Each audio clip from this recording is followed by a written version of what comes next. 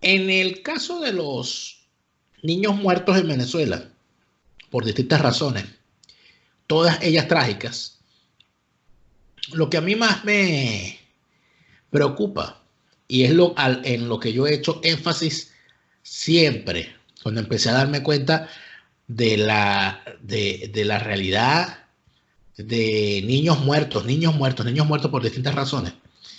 Lo que a mí más me preocupa es la falta de empatía de la sociedad con los casos y la ausencia de indignación. Digo, mira, estamos hablando de una Venezuela en la que cuando ocurría la muerte de un niño por cualquier razón, eso era una tragedia nacional. Tú recuerdas, tienes edad para recordar lo que fue el caso de los niños Fadul y el impacto que eso causó, y eso no fue hace tanto.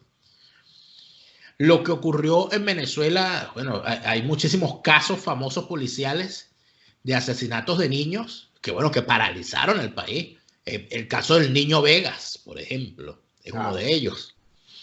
El secuestro de los niños Treviño. Eso fue una cosa que yo estaba niño, ¿no? Los niños Treviño, la familia Treviño, era la familia propietaria de Agua Mineral Trevi. Y eran tres niños, secuestraron a dos, a uno de 7 años y al bebé recién nacido. Eso paralizó al país, y los que éramos niños veíamos eso y por supuesto la preocupación que uno le daba, están secuestrando niños, toda esa cosa. O sea, eso paralizó al país. Pero hoy ocurre otro, y ocurre, y se olvida porque viene uno más grave, y muere un niño, y un guardia nacional le dio un golpe a una niña de 2 años, y por allá murieron unos niños, y agarraron a un niño pemón, y mataron a no sé qué. Entonces tú dices, pero Dios mío, este fue un país infanticida e indolente. Creo Sí, que, creo que sí, Daniel. Permíteme interrumpirte, sí. pero en descargo de nuestro gentilicio, yo creo que esto lo que revela es la magnitud de la tragedia y explica la magnitud de la tragedia a la vez. ¿Por qué la explica? Te voy a resumir esto. Porque desde el punto de vista psicológico, la cantidad de abominaciones que se ven en Venezuela, como por ejemplo, y te lo voy a ejemplificar con otro caso, el comer de la basura. Yo recuerdo la primera vez que yo vi a alguien comiendo de la basura en Venezuela. Fue hace como 5 años. Eso jamás se había visto. Eso no se veía ni en los 90. En los 90 lo que había era el famoso latero, que cargaba Que unas era latas, casi que un aquí se consumía emprendedor. refresco en lata para vender aluminio. Era un emprendedor Un prácticamente, ¿no? emprendedor que era, entonces, ay, no, ¿cómo se le decía a las personas que no, el latero o el loquito? No, ese es un loquito. Pues está, No, en mi infancia era el borrachito. un borrachito, un loquito, en el término más peyorativo, no, es un pordiosero, ¿cierto? De pordiosero, más nada.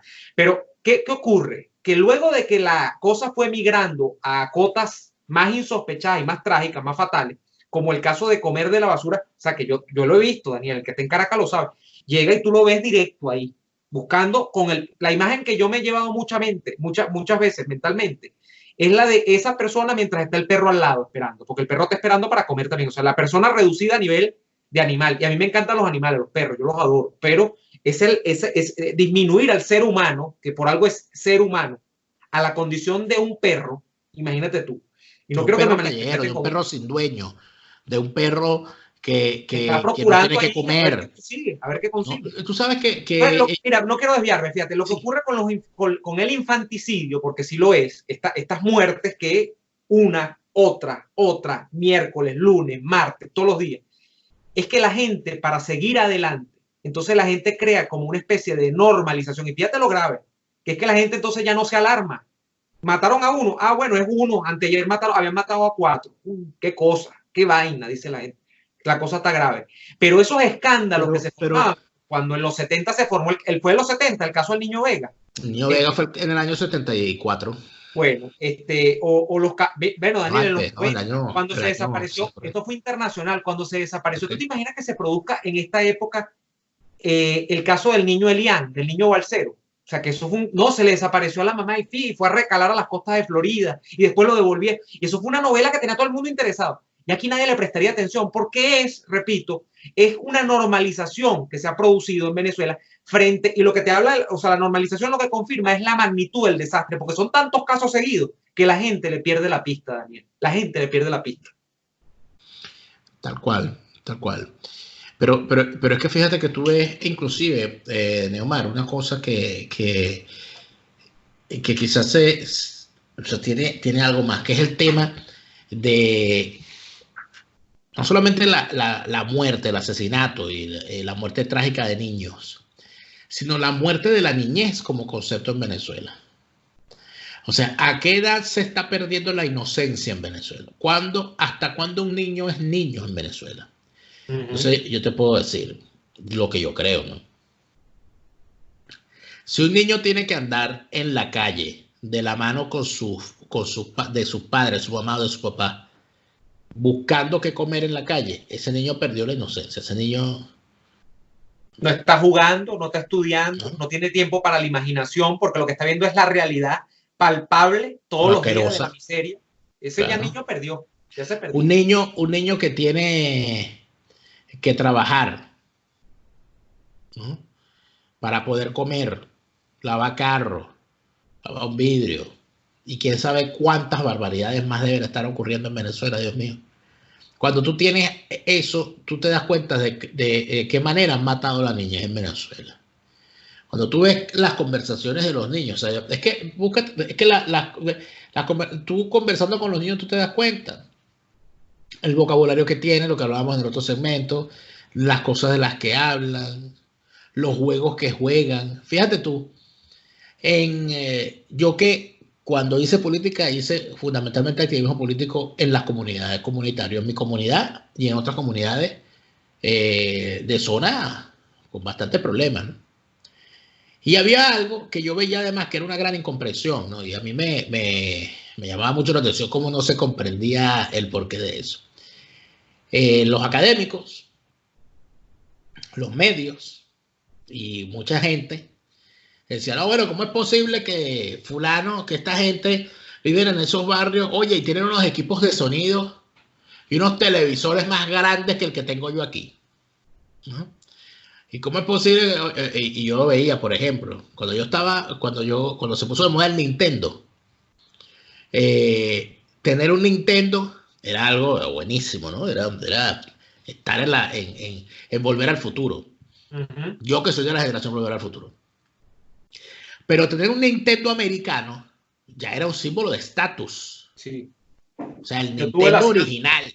Yo tuve el pirata, el asiático. Exacto. Yo tuve el asiático.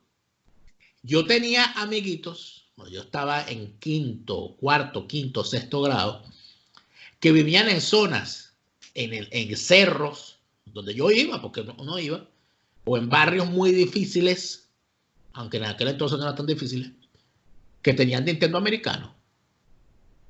Y tenían un televisor que también era un símbolo de estatus. Un televisor de más de 20 pulgadas era una cosa. Es verdad, nadie lo tenía. Un televisor de 20 pulgadas era una cosa. Oye, tiene un los televisores eran de 13, 14 pulgadas. 13 pulgadas. Ese era exacto. No, te tiene un televisor de 20 pulgadas. Te tiene un equipo de sonido con no sé cuántas cosas. Una planta. Te tiene una planta. ¿No? ¿Por qué pasaba eso? Era lo que nadie se explicaba. Bueno, ¿qué pasa? Que yo tenía un Nintendo, el que mis padres me pudieron comprar, asiático, y yo jugaba con mi Nintendo asiático, porque mis padres no tenían mis padres no necesitaban tenerme a mí permanentemente en la casa. El problema que tenían mis padres en la clase social donde yo estaba ubicado, y es hoy donde lo veo, era el contrario. Era, oye, mete ese muchacho que vaya a correr, a que vaya a hacer deporte, que sé yo, que está todo el tiempo encerrado. Entonces, no. El problema en las zonas, en los barrios difíciles, era al revés. Los padres hacían un gran esfuerzo porque normalmente eran familias monoparentales, nada más la mamá, o papá y mamá, y los dos trabajaban, o el papá estaba todo el día en la calle trabajando y la mamá no podía controlar a los muchachos. Y tú buscabas en esos barrios tener todo lo mejor que podías tener dentro de una casa para que el muchacho no se fuera para la calle. Porque si se iba para la calle se te echaba a perder. Te dañaba, sí. Porque ese muchacho se iba y estaba todo el día en la cancha era donde entraban los vicios, por la cancha entran los vicios en los barrios. Que se quede en la casa. Ese cuentico de que hay que, no, porque aquí en esta cancha hay mucha droga y hay que combatir la droga con el deporte, que hace una cancha. No, no, es que tú haces la cancha en un sitio donde hay consumo de droga y consumes droga en la cancha cuando la haces. Y se la agarran los marihuaneros y los vendedores de droga. Entonces yo tengo, de esa cabulla yo tengo rollo. ¿Qué ocurre con todo esto? Con todo esto lo que ocurre es que evidentemente tú teniendo un televisor de 20 pulgadas y un Nintendo americano, que vas a estar tú queriendo salir de tu casa. Más bien uno iba para casa de ellos. Claro. Vamos para casa de fulanito que tiene un Nintendo americano y un televisor de 20 pulgadas. Y estábamos todos esos muchachos metidos ahí. Daniel, tú, hasta el día de hoy, yo no había caído en esa explicación que tú estás dando. Claro, de por qué los padres procuraban el esfuerzo, porque yo lo veo en mis padres. Y me compraban eso, y yo vivía como dices tú que tú, yo tampoco fui un niño que agarró calle, yo jugaba fútbol y béisbol jugué poco en mi edificio, pero de agarrar calle ahí, como decía mi abuela, andar realengueando por allí, no, jamás. No, y ahora estoy entendiendo lo que tú estás explicando. Claro, pero que entonces en los barrios era una cosa que ¿cuál era la preocupación de un padre? Que el muchacho no se metiera a droga, porque si se metía a droga terminaba malandro, o que a la muchacha la preñaran. Claro. Esas eran las preocupaciones. Después vinieron unas preocupaciones superiores y peores. Lo que había que quedarse en la casa, porque si el muchacho salía, lo robaban y lo mataban por un par de zapatos. ¿Ves? Eso, ajá. ¿Me entiendes? Entonces, no, comprar el televisor, comprarle todo para que él se quede en la casa. Entonces yo veía, y yo después eso lo empecé a ver y se puso más difícil cuando yo empecé a trabajar en la administración pública, cuando trabajé, mejor dicho, en la administración pública, en Parque Central. Yo tenía unas compañeras, amigas, que las quiero mucho, que eran secretarias y gente que tenía muchos años trabajando allí, que vivían en sitios como Gramovén, como el 23 de enero, en esa zona, y sus preocupaciones eran esas. El niño Jesús, bueno, o sea, se gastaban todo el aguinaldo en comprar todo lo que el niño pedía. ¿Por qué? Porque el niño no me puede salir de la casa porque yo estoy trabajando y cuando yo llegue el niño tiene que estar en la casa porque si el niño no está en la casa, entonces si hay un tiroteo lo matan y le van a querer robar las cosas y no dejes entrar a nadie para la casa nada más que entre fulanito, no, la vecina. O sea, eran cosas difíciles. Entonces, claro, había otra preocupación secundaria, que es que el niño fuese alguien en la vida. Esa ya era secundaria, que estudie, que sea alguien, decía. Bueno, por lo menos que saque una carrera técnica. La preocupación era que no se echara a perder. Que no se echara a perder. Claro, porque si no se echaba a perder tenía chance de estudiar. Había una esperanza. Tenía chance por lo menos de trabajar, de hacer alguna cosa, que el muchacho no se eche a perder, que el muchacho estudie. Yo me acuerdo cómo y eso lo recuerdo yo hoy, en aquel entonces yo no lo veía. Yo recuerdo el asunto de cómo yo cuando estaba en la escuela primaria yo tenía buenas notas. Y yo fui muchos años un niño de altas notas. Después fue que empecé a perder Te echaste a perder después. No, tú sabes que porque es que yo no sé si tú eres de esa época, yo no sé, creo que no. ¿En qué año entraste tú a primaria? ¿En qué año entraste tú a primaria? Mira, yo debo haber entrado a primaria entre el año 94 y 95, 93, 94, 95, por ahí. No, ya tú no eres, cuando yo estuve en primaria, Neomar, a diferencia de tu generación, en la primaria la evaluación era cuantitativa. Tú viviste una evaluación cualitativa. A mí me evaluaban del 1 al 20, a ti te evaluaban que satisfactorio. No, lo mío era del 1 al 20 igual. Pero no, en toda la primaria. Sí. Eso cambió. Yo hasta sexto grado era del 1 al 20. Eso cambió cuando yo empecé bachillerato. Creo que lo empezaron a cambiar en la primaria.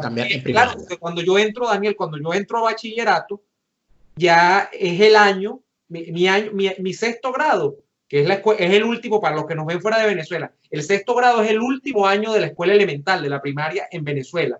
El año 98, que es donde yo hice sexto grado, creo, fue el año que ganó Chávez. Yo entré a bachillerato el primer año que ganó Chávez. Pero eso se empezó a cambiar por ahí como por el año... Eso se cambió en el segundo gobierno de Caldera. Esa reforma se hizo en el segundo gobierno de Caldera. Lo que pasa es que se empezó a hacer desde el primer grado. ¿Entiendes? Claro, pero acuérdate de otra cosa, Daniel. Tú estudiaste en colegio público toda tu primaria, ¿verdad? La primaria completa del colegio, en escuela pública. Y yo creo que en las escuelas privadas todavía evalúan donde las que yo No, no, estudié. no, eso lo impusieron Yo porque mis recuerdo que hermanos. yo recuerdo que lo mío fue con notas numéricas todo el tiempo. En fin, pero la cuestión es que de alguna manera yo empecé a perderle el respeto a la cuestión de las notas, hace me Por la da letra, no fastidio. te gustaban las letras. Y no, yo tenía notas, yo siempre fui cuantitativo, pero el fastidio de la cuestión de las notas y tal, a mí me fastidiaba eso ya y empecé a intentar entenderme en vez de estar sacando 20. Y yo recuerdo cómo cuando había, porque tú veías cómo era la cosa, cuando había que hacer trabajos en grupo, cómo las mamás buscaban que sus hijos, si tenían buenas notas, hicieran el trabajo con muchachos que también tuviesen buenas notas. O al revés, que si no tenían notas tan buenas, que lo hicieran con los muchachos que tenían mejor nota para que... o sea, todas esas cosas no las veía. Entonces, esa era la infancia. Eso eran las cosas que se veían en la infancia. ¿Ahora cuál es? Bueno, ahorita es una cuestión donde, ¿qué importa hacer la tarea si igual te tienen que pasar? Ahorita es, y los niños ya tienen una mentalidad terrible, porque lo he visto, no lo escucha, pero los niños tienen la mentalidad de que tienen que ir a la escuela para buscar la canaimita, porque me van a dar la computadora. El bolsito tricolor que se ha convertido incluso pero más no, que en un lo de la escolar, computadora, ¿ah? pero lo de la computadora es fundamental. Claro. Entonces, no, porque van a dar las que... Entonces, entonces la cuestión de que hay que ir a la escuela porque me van a dar. O sea, ya se implantó ya esa cuestión de que yo voy a la escuela para que me den. O sea, esa es la visión que tiene el niño desde pequeño del Estado con respecto a lo que es él, ¿no? Un niño que lo enseñan a tener la mano así. Yo recuerdo, de Omar, que yo, sin ánimo de ponerme aquí a comparar tiempos pasados, y así que todo tiempo pasado fue mejor, pero yo recuerdo cómo cuando había pizarrón de esos de tiza, aunque te he hecho un cuento aquí entre paréntesis, de asterisco, nota al margen, aquí en la escuela mía de idiomas la pizarra es de tiza. Todavía. No, todavía no, que son unas pizarras que lo que da es gusto, porque te la puedes voltear, le subes y tiene varias pestañas. Una cosa impresionante. Una cosa impresionante. Ah. Cuando se dañaba, cuando el pizarrón ya no agarraba la tiza, había que pintarlo. Entonces en el salón hacíamos una vaca. No, bueno, mañana cada uno que traiga un mediecito, porque la latica de pintura costaba como que era 2 bolívares. O sea, ¿y quién puede tener una brocha? Y yo, como el que vivía más cerca, yo o el otro, yo traigo la brocha, maestra, y entonces y nos poníamos a pintar. Cada que llevaba la brocha, nos poníamos a pintar el pizarrón. Eso, o sea, uno llevaba para la escuela. Ahora, fíjate algo muy importante, Daniel, cuando ya se nos va acabando el tiempo. El niño iba a la escuela, tenía todo este proceso que nosotros hemos descrito, y el niño estudiaba, porque uno cuando es niño, la verdad, o sea, hay 2 motivos en la vida para uno estudiar, o porque lo obligan o porque a uno le gusta. Generalmente lo que ocurre en la vida del ser humano promedio es que al principio te obligan y a mitad de camino uno se enamora del saber, del conocimiento. Es lo que nos termina pasando con toda la modestia del caso, a personas como nosotros, que nosotros somos apasionados de buscar, de conocer, sabemos que en la mayoría de los casos desconocemos casi todo sobre las cosas y entonces nosotros lo que queremos es aprender todos los días y por eso buscamos los libros, por eso buscamos información, por eso accedemos a los nuevos medios y en YouTube entonces vemos documentales, ese tipo de cosas. Pero entonces eso es lo que ocurre generalmente en la vida del ser humano. Pero más allá de si me obligaban o después me termino enamorando del saber, también hay un criterio de utilidad. Y el criterio de utilidad o el criterio de ver la educación como algo útil es porque uno proyectaba, y no solamente uno, generalmente es más los padres, proyectaban la vida del niño. Y uno veía que esa proyección tenía asidero en la realidad. Y me explico. El niño decía, bueno, tú vas a estudiar, porque lo recuerdo por mí, Daniel, tú vas a estudiar, y entonces después que tú te gradúes, y soñaba todo el mundo, y tú y yo que somos egresados de esa casa de estudio lo sabemos, en nuestra época. Imagínate tú que tú quedes en la Central, que la Universidad Central de Venezuela, la UCB, para los que nos ven, nuevamente, fuera de Venezuela, no son venezolanos, que son varios por allí, es como la universidad más emblemática. Venezuela tiene varias universidades públicas emblemáticas, la Simón Bolívar, la Central, del Pedagógico de Caracas, pero la Central es la Central, por algo es la Central. Bueno, es algo muy importante, Neomar. Yo soy la primera persona de mi familia paterna en entrar a una universidad nacional. Que logró acceder a la Universidad Nacional para una carrera larga. Antes de eso, recuerdo el suceso impresionante que fue que una de mis primas mayores, la paterna, entró a la Universidad Simón Bolívar, a la sede litoral. Y recuerdo que la graduación fue una apoteosis familiar. Hay otros que por supuesto que son técnicos calificados en aquellas escuelas técnicas. Pero tú hablas de tener una licenciatura, por ejemplo, pero una carrera larga. Tener de entrar a una universidad. Yo recuerdo lo que significó para mi familia, en mi casa. Pero para mi familia paterna, para mi abuela, para mis abuelos, para mis tíos, cuando yo entré a la Universidad Central, fue una cosa de un orgullo de todo el mundo, que quería llamar, todo el mundo, tengo que llamar a Daniel porque Daniel entró en la Central, o sea, era una cosa que impresionante. Fíjate tú, ¿qué era lo importante? Porque a dónde voy no es solamente masajear el ego con el entrar a la universidad. Tú entrabas a la universidad, este proyecto estamos diciendo, viene desde la infancia, el niño va a la primaria, se buscaba una buena escuela pública o una escuela privada, tú vienes de la escuela pública, yo toda la vida estudié en colegios privados, Daniel, no de los más caros de Caracas, pero sí en colegios que quedaban al este de la ciudad, todos, que el este de la ciudad también es la zona como más para los que no saben, Caracas el este es como la gente donde está más la platica, pues. Y después de eso se decía, va a la universidad, pero ¿por qué, Daniel? Pues para que sea abogado, para que sea médico, para que sea educador, para que gane plata, porque eso le va a permitir a él ser alguien en la vida, no solamente porque tenga un título en la pared, sino porque va a poder tener su familia y va a poder comprar sus cosas. ¿Qué pasa 20 años después con la precarización? No la precarización, la destrucción absoluta del salario. 20 años después. ¿Qué incentivo, Daniel, tiene un niño para ser licenciado en algo cuando se puede resolver la vida mejor?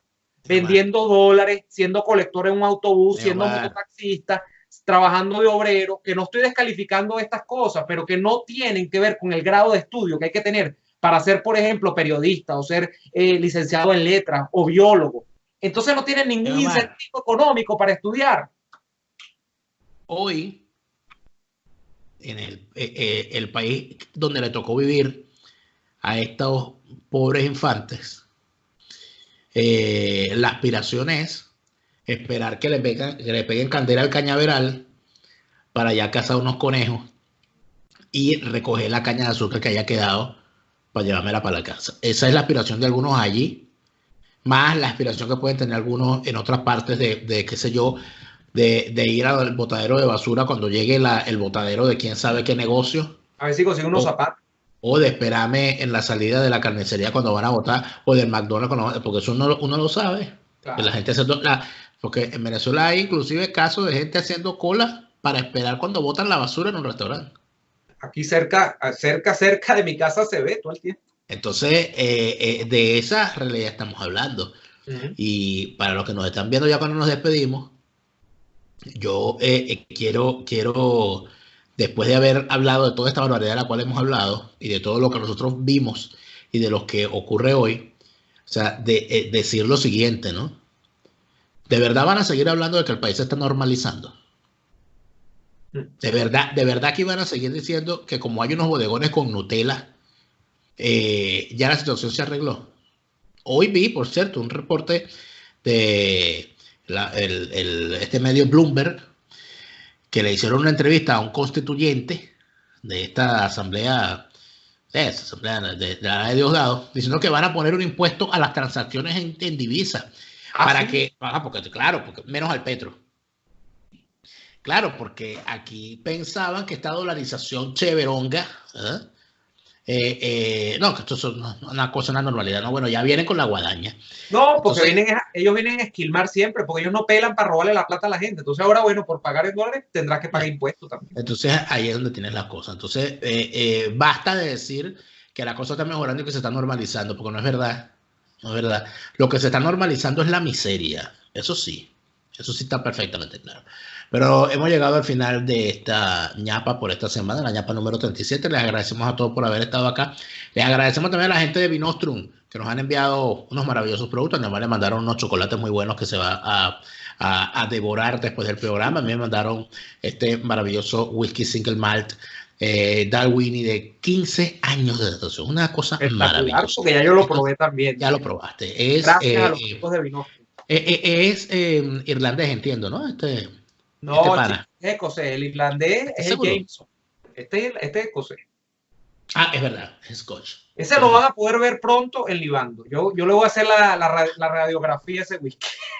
Tú vienes a mi canal a hacerle propaganda a Libando. Claro. Es más, ¿por qué no hacemos esa? Esa es una cata conjunta, Y podemos nunca hacer. me invitas. Te voy a tener que invitar una cata. A tener que invitarme. Gracias a todos los que También han hay que hablar de visto. otras cosas para distraer la mente también. Por supuesto, y hay que decirle a la gente que la primera parte de esta conversación la tienen aquí en el comentario destacado y en la descripción de este video. Gracias a todos los que nos siguen apoyando a través de Patreon.